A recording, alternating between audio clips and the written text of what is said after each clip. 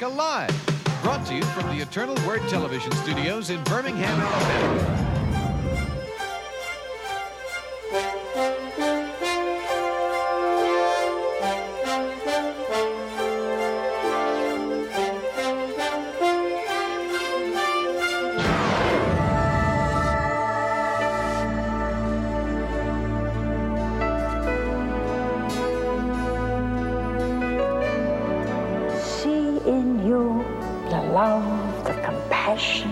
Of Jesus. The most glorious work of all, to praise God in His kingdom. Moved by the Spirit. Anyone who lives in love lives in God, and God lives in him.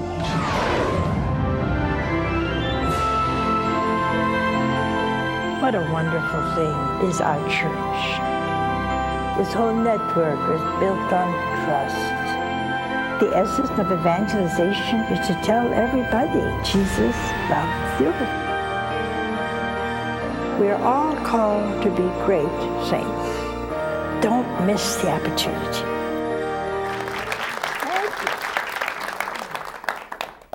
Well, it's good to be back. It's almost 3 weeks we haven't seen each other.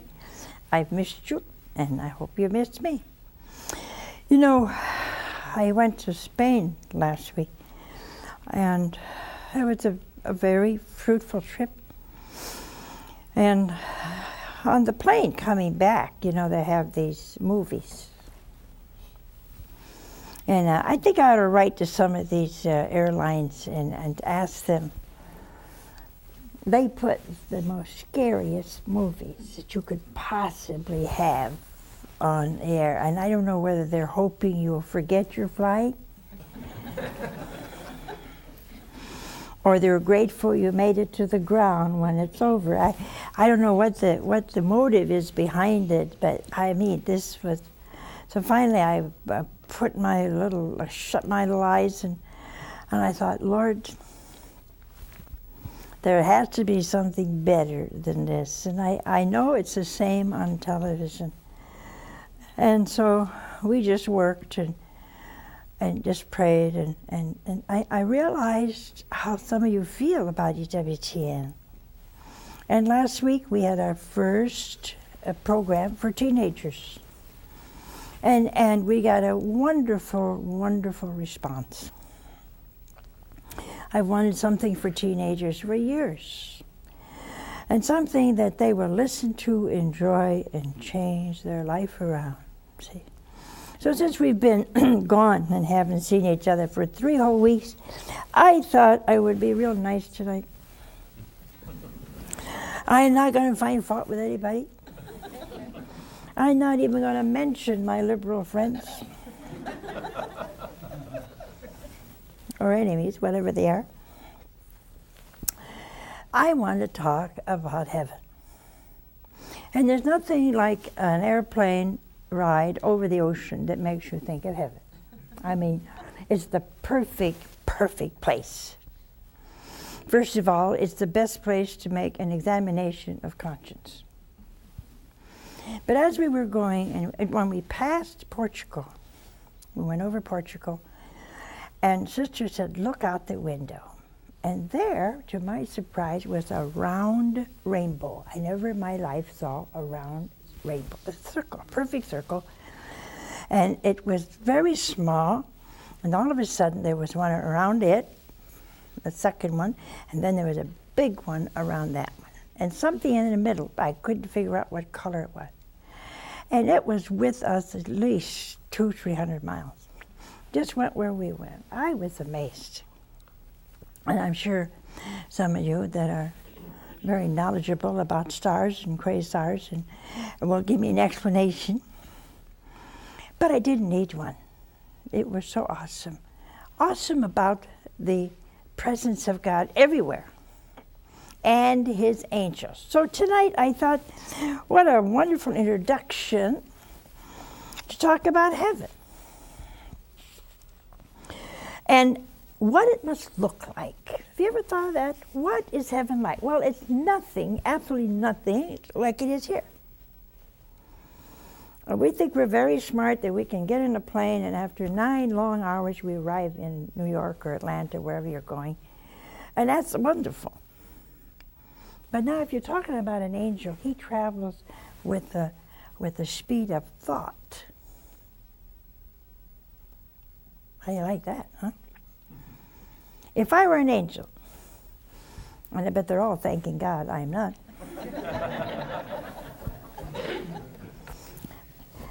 If I were an angel and I would say, I would like to be in Rome, I'd be in Rome. That fast. So if you want to be humbled of all the inventions and great things that man has come up with, it's still a shadow of the power of the littlest angel. And that littlest angel may be your guardian angel.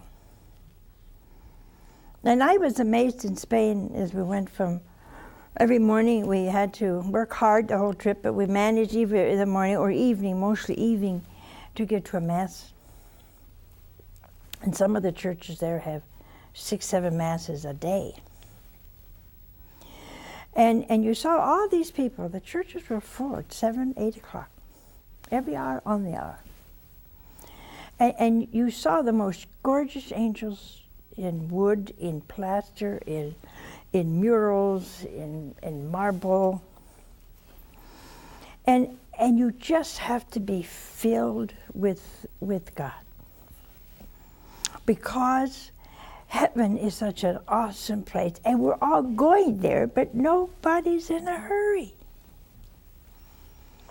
You know, we're always surprised when people die, as if it's unusual. I mean, I got news for you. You're gone. And death is an awesome thing. You will see God face to face very quickly. And if you ever were attached to anything, I can tell you what's going to happen 1/2 hour after they cart your body out. All your friends, relatives, brothers, sisters, and children will begin in your bedroom and take out all the drawers. They've always wondered what you had in them. From the time they were kids. What in the world is in that closet? So if you're ever attached to anything, it's a good meditation to get detached. Drawers will open, wills will be read, everybody be angry. Even over commodes, they get angry. That's why I tell you, all you old people, if you got it, spend it now.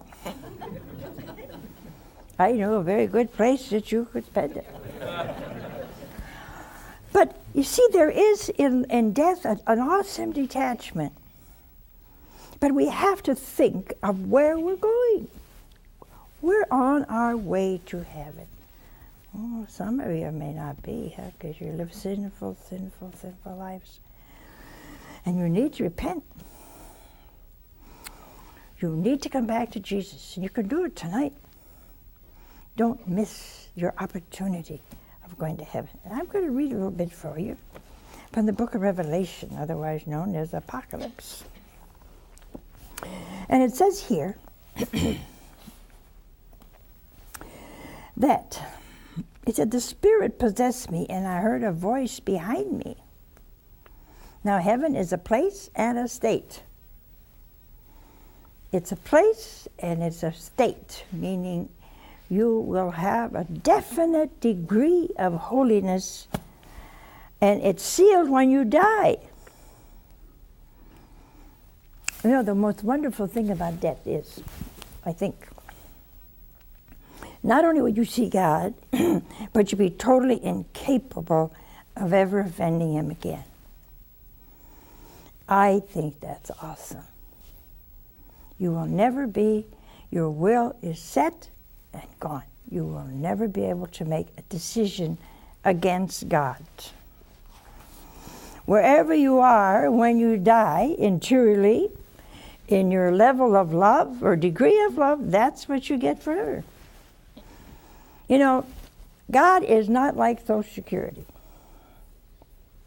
I got news for you. Social Security, I understand, takes your 10 best years.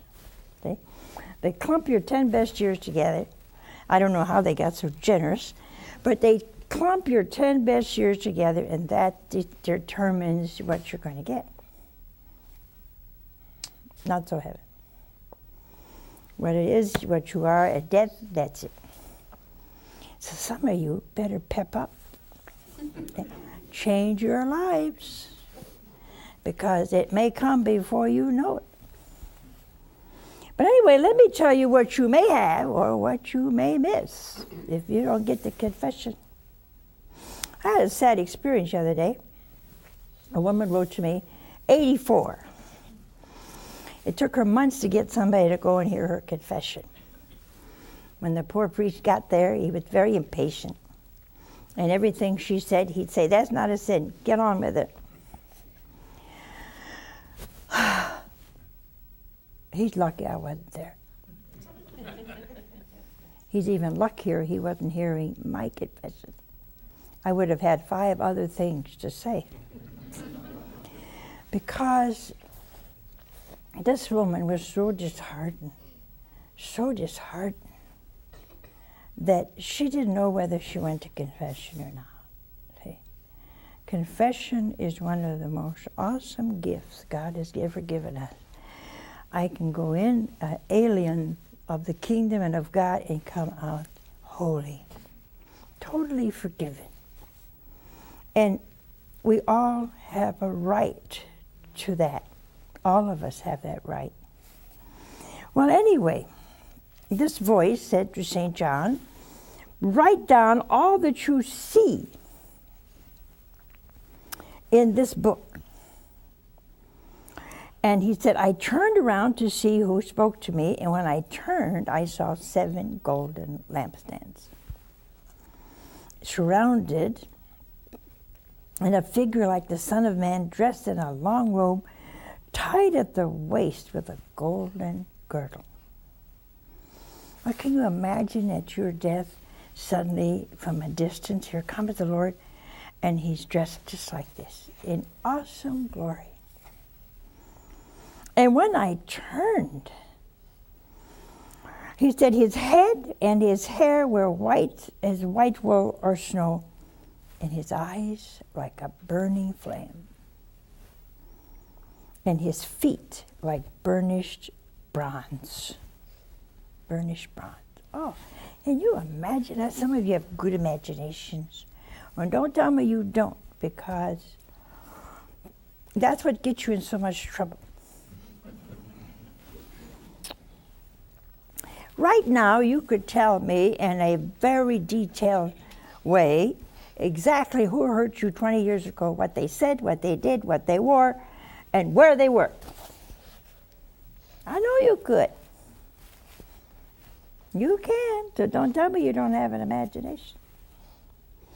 In his right hand, he was holding 7 stars. And his face was like the sun. You see, in this life, beauty is temporary and elusive. It's here and then it's not here. And that's why our churches, now they're building new ones, look like barns. There's no beauty. If you notice, what would the enemy of God, who we call Satan, what would he really want to do in this world? Number one, he would want to destroy the incarnate Word. He would want to destroy everything that resembles Jesus, everyone who loves and adores Jesus. He would want to destroy his church and do away with 2 awesome things, the Eucharist and Our Lady. He would also want to say that all the miracles in the Gospels are false. Then he would plant doubt into your mind, you see. Then he would want one other thing that we're not We're not catching on. He would want to destroy all beauty. Have you ever noticed how ugly things are getting? I mean, what people consider art is pure ugly. Music has become noise. And people who play this music look like they went bungo, you know, they look nuts. And the nuttier they are, and the nuttier they look, everybody's out there yelling and screaming. Bedlam, bedlam. See, the enemy wants to take away from our churches, from shrines, from any semblance of beauty. Why? Because he's so ugly. And beauty is a part of God. So when things beautiful become ugly, then we're getting a sample of the two kingdoms, heaven and hell. You know, they showed the news on the airplane. Of course, you never know when you're in a plane whether it's new news or old news or whatever. But even the ads are ugly. The movies are grotesque. I don't know why they want to look like monsters. I mean, it must take a tremendous amount of makeup to make any actor or actress look that bad. Why is so many things getting ugly? Because their battle is on. The battle of the church, the battle for the world, the battle for your soul. And that's what you got to know. And that's why tonight we want to look at heaven. And when St. John saw him, he said, I fell in a dead faint. And he touched me with his right hand and said, don't be afraid. It is I, the first and the last, the beginning and the end, the living one. I was dead and now I am alive. I hold the keys of death and of the underworld. Whew. Now write this down, the things that are to come. And then he goes on and talks to these poor 7 churches who weren't doing too hot. And we know what they did. What did they do? They lost their first love. You know, Lent is early this year, early part of February, I think. And we need now to start to examine our conscience, so that this Lent will be our very, very best. Very best. You know, I read a prophecy of, I think it was the 3rd or 4th century, way back. And it said that in the end times, there would be great persecution and everything that seems to be happening today, and it's happened in the past also.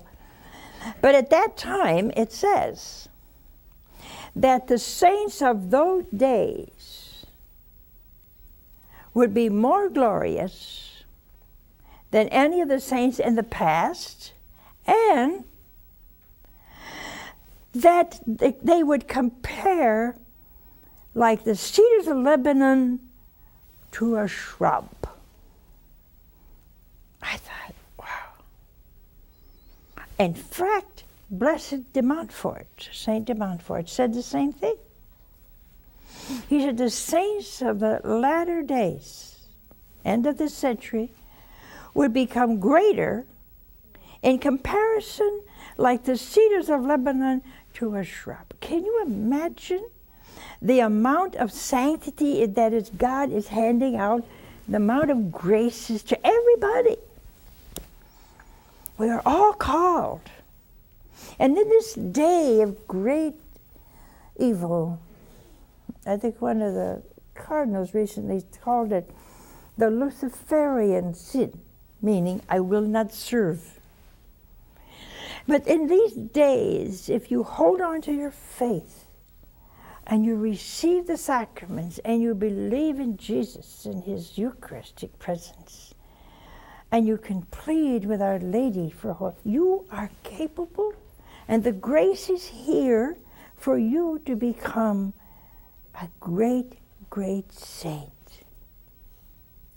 As the cedars of Lebanon are compared to a shrub. What an awesome day, what an awesome time we live in. And this is what awaits us. In my vision, I saw a door open in heaven. And I heard the same voice. The voice was like a trumpet. Don't forget now, heaven is a place. It's not an idea. It's a place Jesus promised me. He promised you.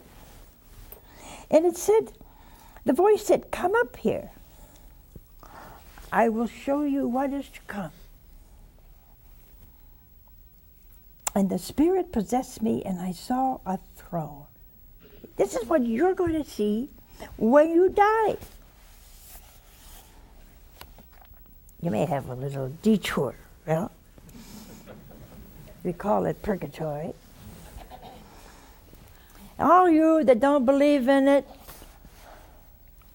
call me while you're there.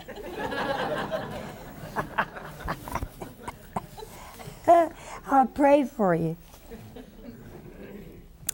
He said, though, with the Spirit possessed me, I saw the throne, and one who was sitting on the throne, and the person sitting there looked like a diamond and a ruby. A diamond and a ruby. This is not a little bitty 1 carat or 2 carat. This is not. When I went years and years ago, went to Washington, I think at the Smithsonian have that huge diamond. Was it the Hope diamond or some kind of diamond? It's all locked up and behind 5 sheets of glass. It was about that big, and it glittered just like that.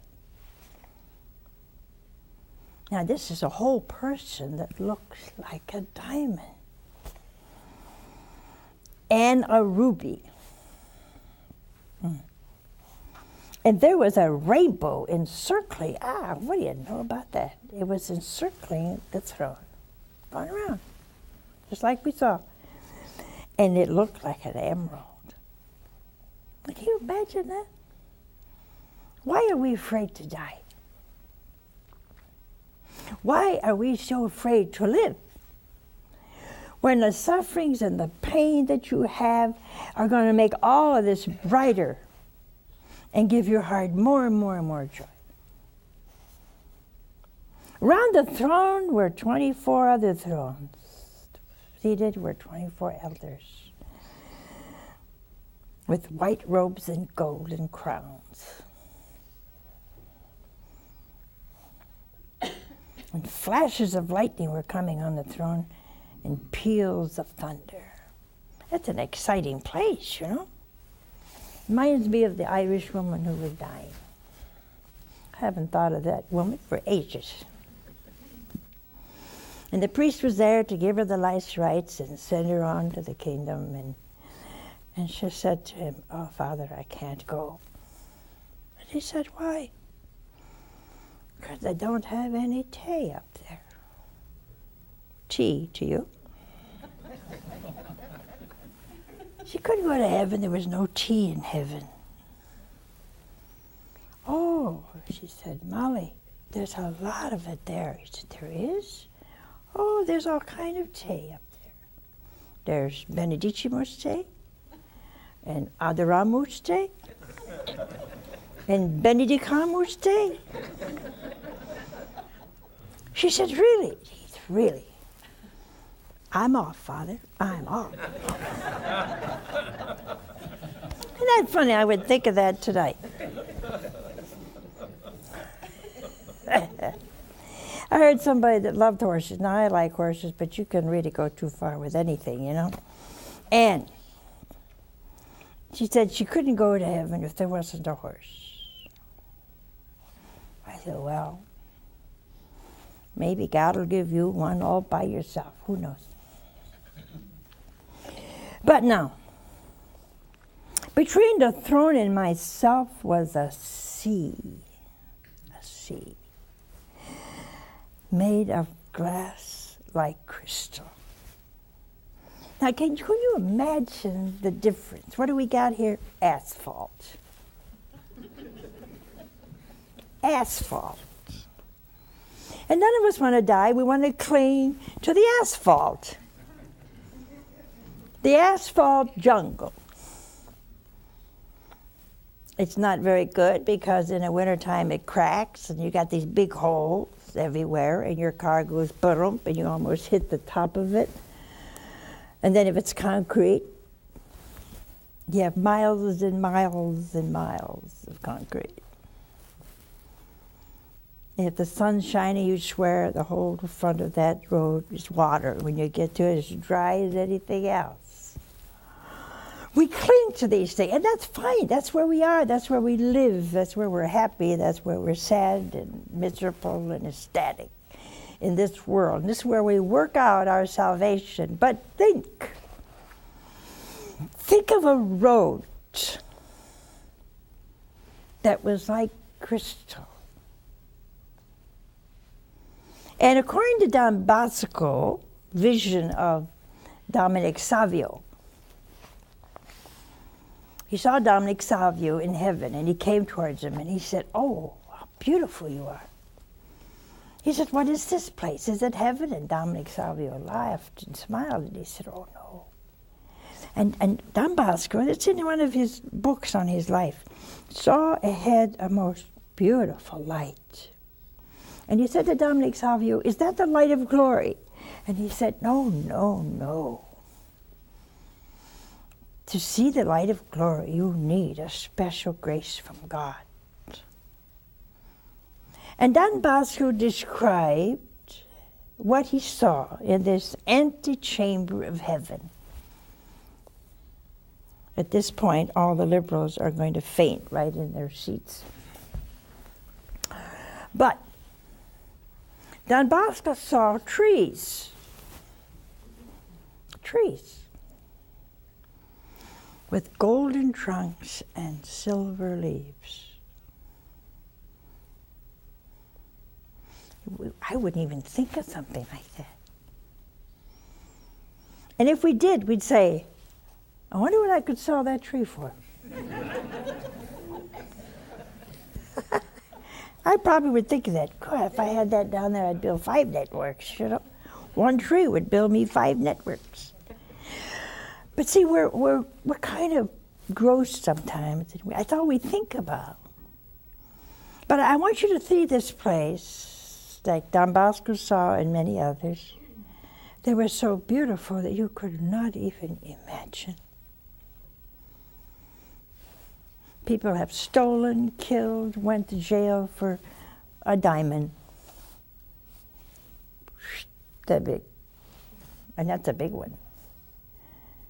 But here now, you see, there's such a difference. And then he says, "I saw in the right hand of the one sitting on the throne a scroll." And he called, he said, "Is there anyone worthy to open the scroll and break the seals?" No one was worthy. And this is where Jesus comes up, and the Lamb, and he takes the scroll and he eats it. And that's what you and I should do. You know, I got for Christmas something I hold very dear. Well, I got it. And I carry it in my pocket every day. You'll never guess what it is. It's the Bible. Isn't that cute? It's the entire Old and New Testament.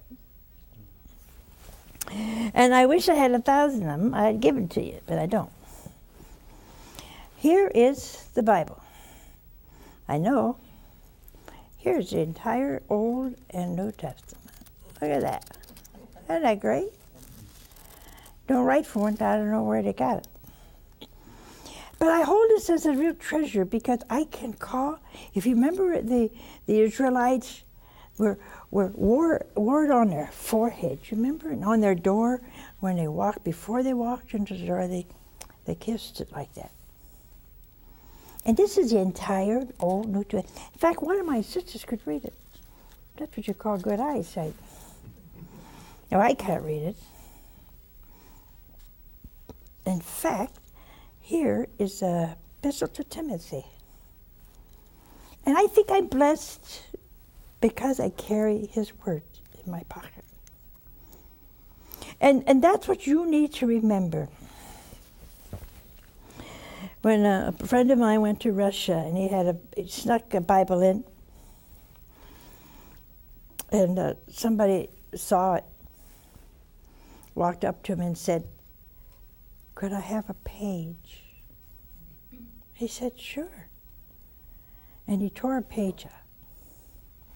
Well, it wasn't a half hour passed when person after person came and said, "Can I have a page?" All they wanted was a page. They didn't care where it was from. And by the time he left Russia, all he had was a cover. All they wanted was one page. And here I'm carrying in my pocket all the Old and New Testament.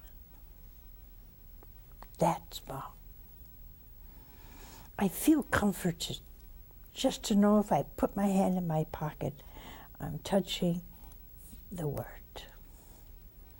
In my hand is the whole Word of God. And it's a comfort. If I ever find out where you got these,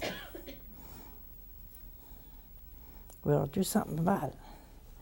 But I just want you to carry the Word and the glory that is to come in your heart, in your mind, in your soul.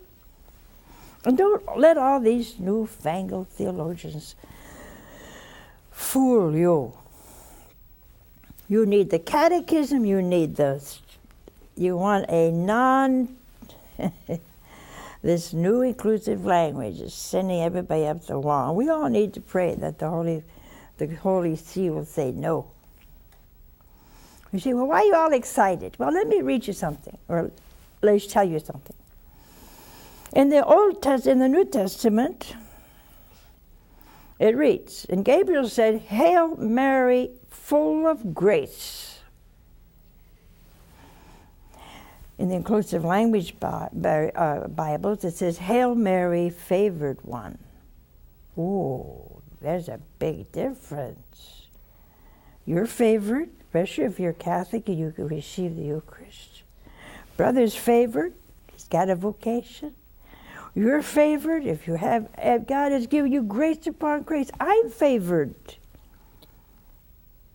We're not sinless. And at that point, Mary, full of grace, is one of the scripture passages to prove the Immaculate Conception. It's important, very important, because you not only change doctrine, you deny it. I just want to put that little thought in your head because it's a very serious situation. I want you to pray for it. That we take the Word as it is and we love it. So I get the catechism, your Bible, and go to Mass and communion frequently, and confession. And I can guarantee you, with those three things, nobody will ever fool you or make you uneasy about your faith. We have a call. Hello? Hello, Mother. Hi, where are you from? Stewartsville. My name is Barbara. I'm from Stewartsville, New Jersey. You're a little muffled, so can you speak a little louder? My name is Barbara, and I'm from Stewartsville, New Jersey. All right. And I did miss you very much. I'm glad you're back. Good, And thank Mother, you. your show has been so tremendous. I mean, I get up every day. I can't wait because there's something new every day. Thank you. I go on pilgrimage and I see Bob and Penny Lord, and I'm here and I'm there. I can't even do my work anymore. Thank you, Jesus. But I wanted to ask you, my husband has been diligently waiting for this answer. He wanted me to call you many times. He was baptized in the Catholic Church, and due to whatever circumstances, his mother changed the religion and they became Baptist. He then stopped going to the Catholic Church, but never received his communion nor his confirmation. Now my son-in-law is taking instructions and coming into the church who was never baptized or anything of the other sacraments. But now I see that my husband, he's been going to church with me quite regularly, but he refrains from coming really into the church to the rest of the sacraments only because when his mother died, I was there, I was present. She begged him right minutes before she died not to become a Catholic. And I stood there in astonishment. I couldn't believe my ears. And I always felt that she never really accepted me, and I knew then why. So he feels that he wants to know, if he did come into the church fully, would he be hurting his mother in any way with the promise that he made her? I think it bothers him very much, but I think also he would like to come in. I'll hang up and wait for your answer. Thank you so much, Mother Angelica. Thank you. Well, he cannot honor that request in the first place because obedience is legitimate only when it gives a legitimate order or demand.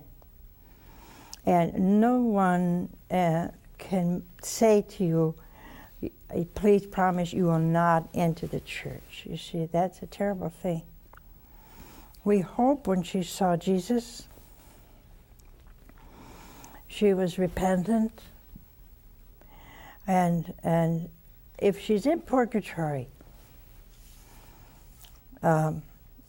she may be there until he comes into the church. We don't know that. And I know some of you are not going to like what I just said, but that's okay.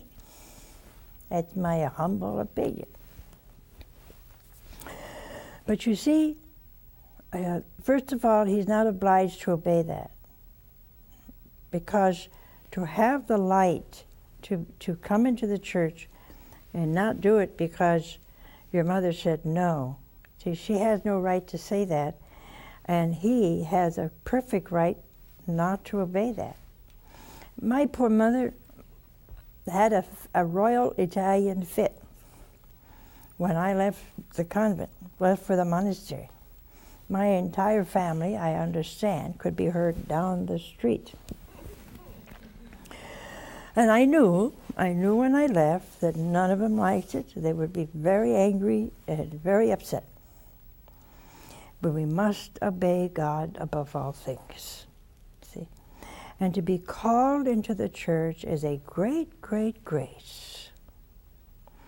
And I feel that he should come home. And if his mother was repentant and she would have great glory in heaven, greater glory, what we call accidental glory. You know what accidental glory is?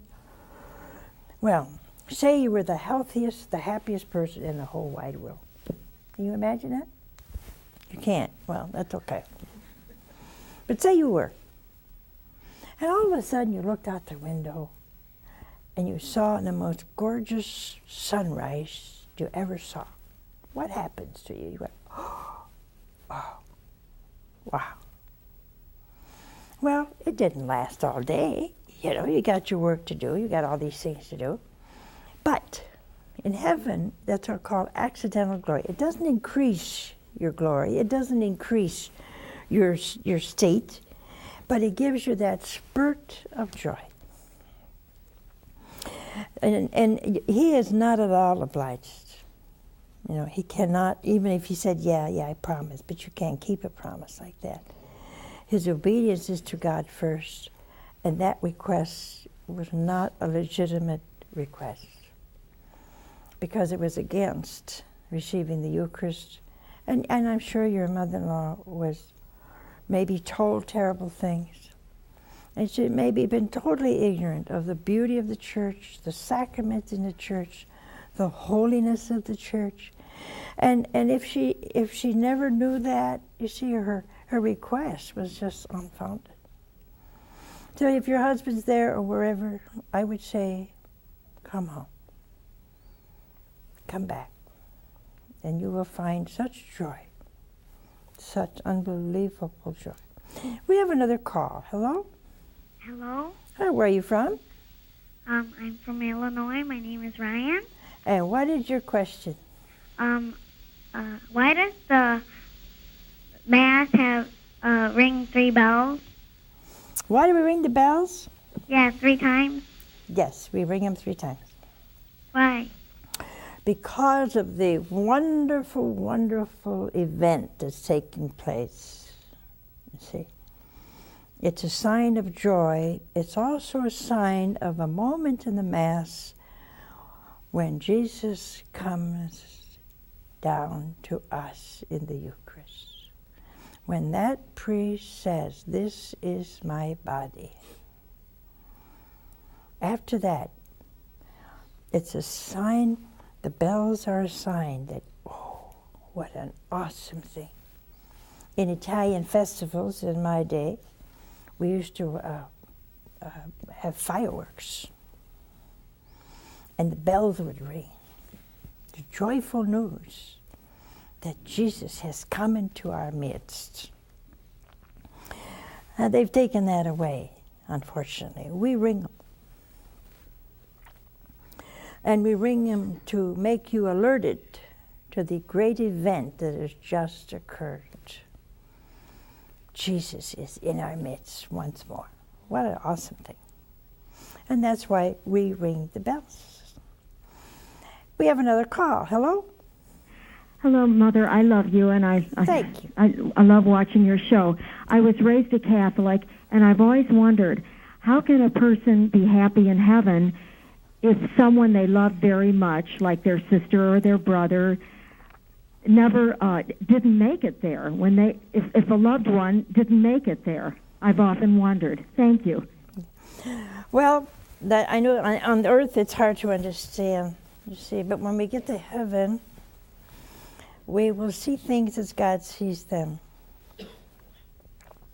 And we will also understand the infinite justice of God. We will also understand that the person in hell was not judged to go to hell. He chose that hell himself, you see. Also in heaven, our holiness and our union with God is so absolutely perfect and so intense that it is not possible for our heaven or our happiness to be marred by the reality that a person we loved on earth didn't make it. We will know fully that that person on earth was not the person I thought he was. And that the judgment of God was not something he imposed, that God imposed, but the soul himself turns away. It's hard for many people to understand, but I understand it in these days, the last 4 or 5 years, better than I have my whole life.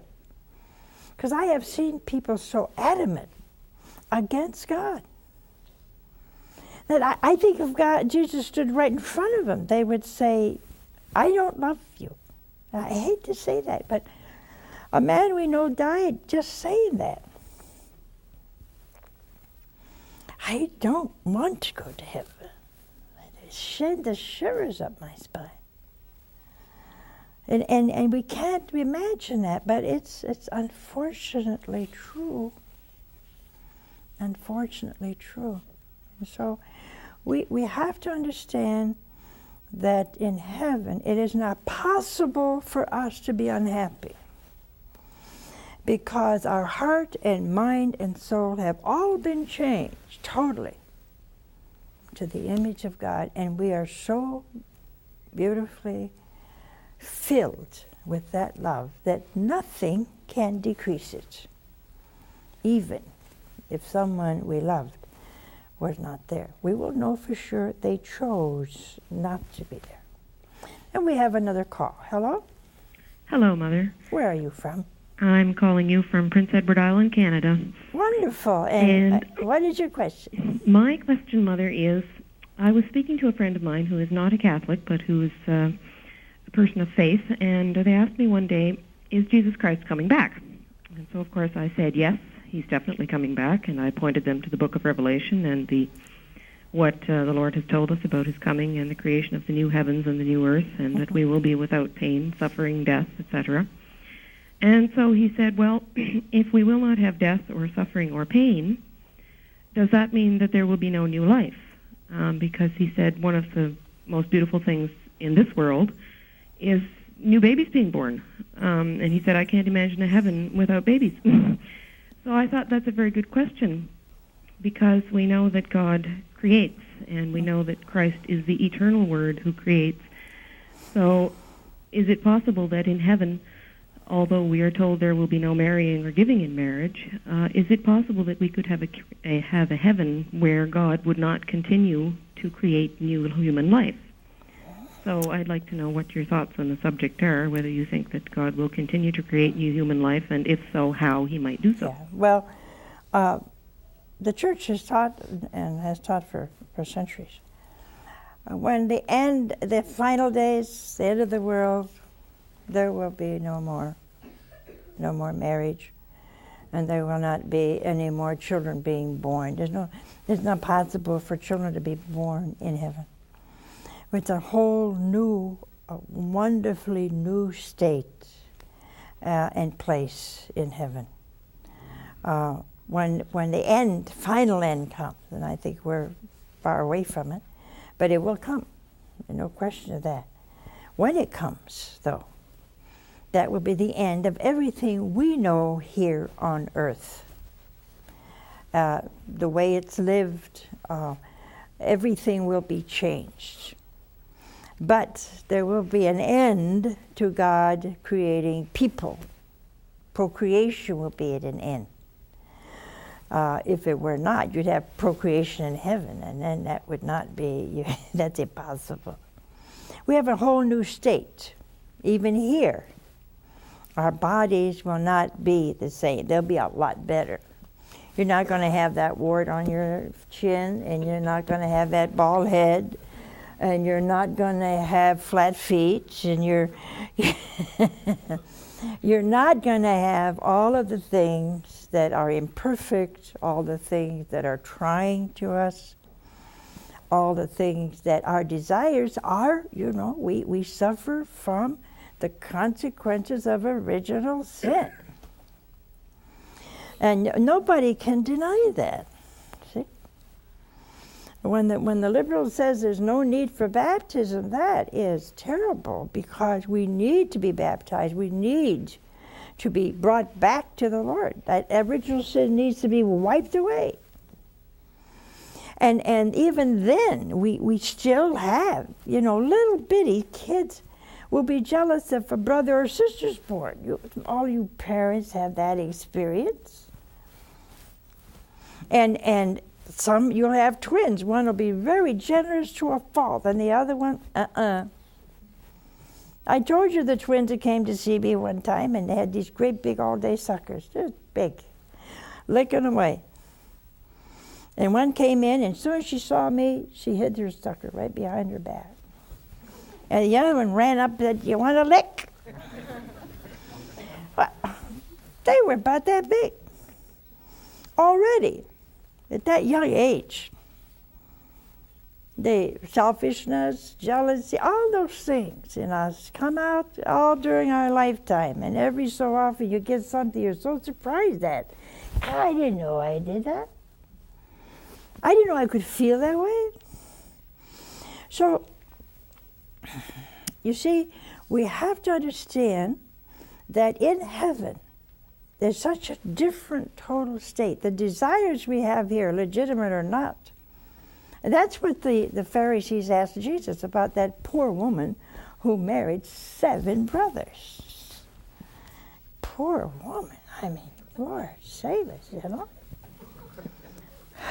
all in the same family. I mean, boom, boom, boom, boom, boom, boom, boom. I feel sorry for the seventh man. I thought, he must have thought I'm a dead duck. Here she comes, I am a dead duck. And he did. I mean, wipo. I mean, what is she going to do in heaven? I mean, that was a real question in their mind, you see, because, well, whose wife is she? Since she had all seven. She'll have a high place in heaven. 7 times. Now, see, the Lord said, no. He said, there is no marrying in heaven. And it's sad to say, and I understand your quandary and your question, there will come a time when marrying and babies being born will end.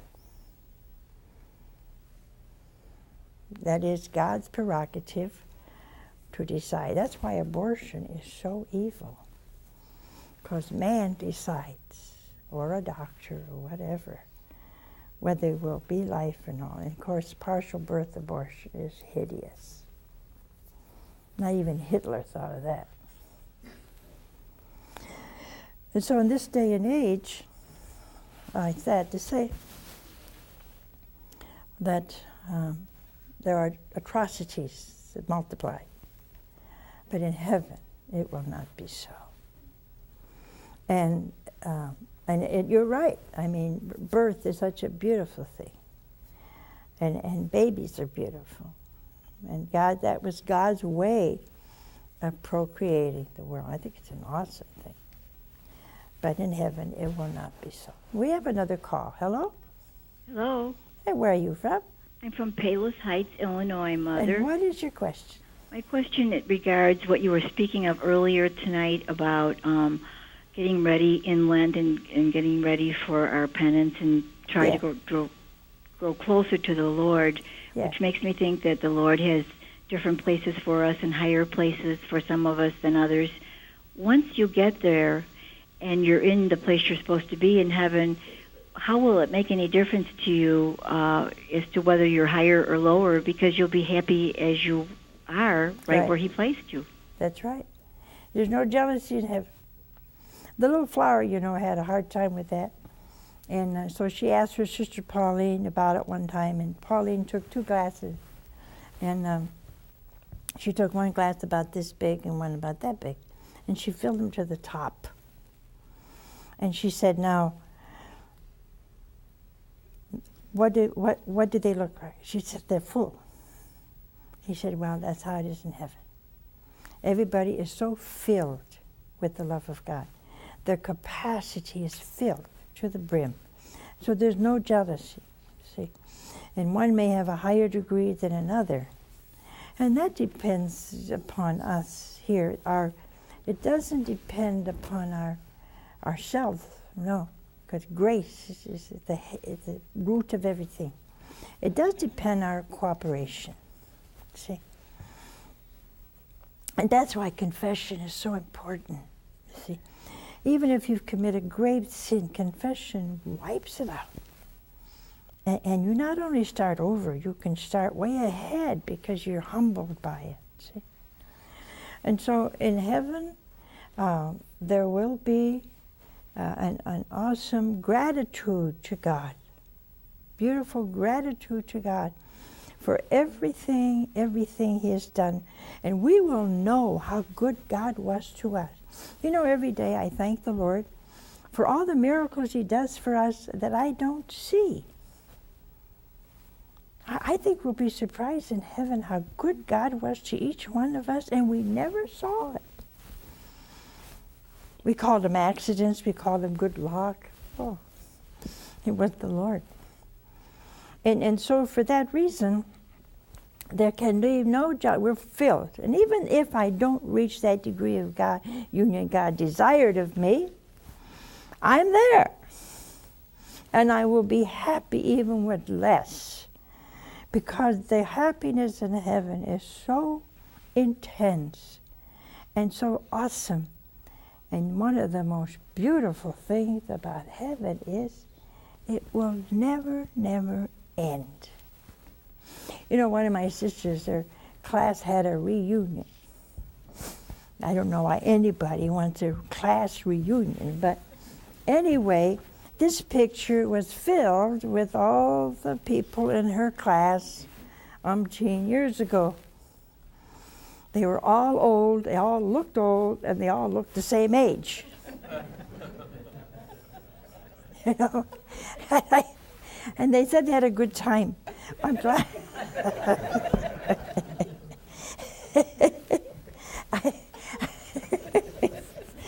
Oh, I can't tell you what I thought. But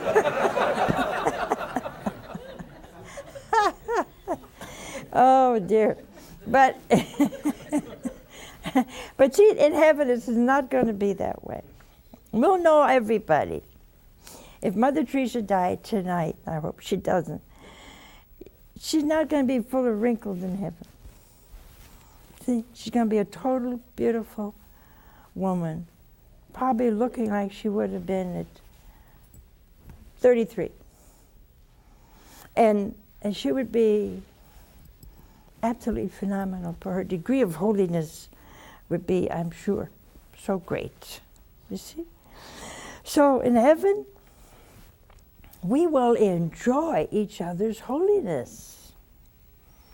There are a few people we may go to and say, I never thought you'd make it.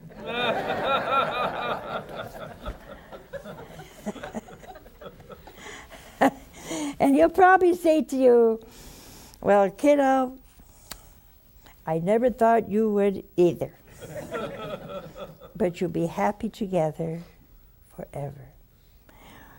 Just imagine your dearest or greatest enemy you will love with all your heart. Well, that's all I can say about heaven. Bye now.